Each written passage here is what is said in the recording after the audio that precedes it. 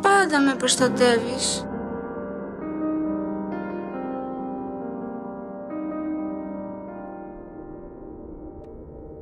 Είσαι εκεί όταν σε χρειάζομαι.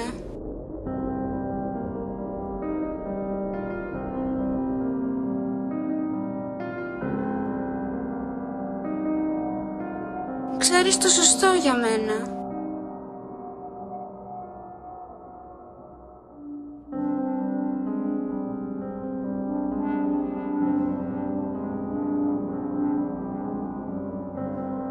Ο μεγάλος μου αδερφός.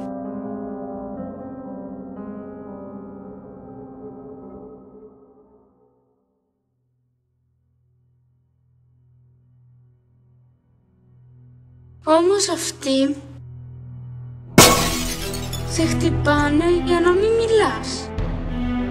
Σε τυφλώνουν για να μην βλέπεις την τροπή τους. Είναι ένοχοι και οι αποδείξεις είναι εκεί, καταγεγραμμένες από τα μάτια σου, που ποτέ δεν ανοιγοκλίνουν, ποτέ δεν χάνουν τίποτα.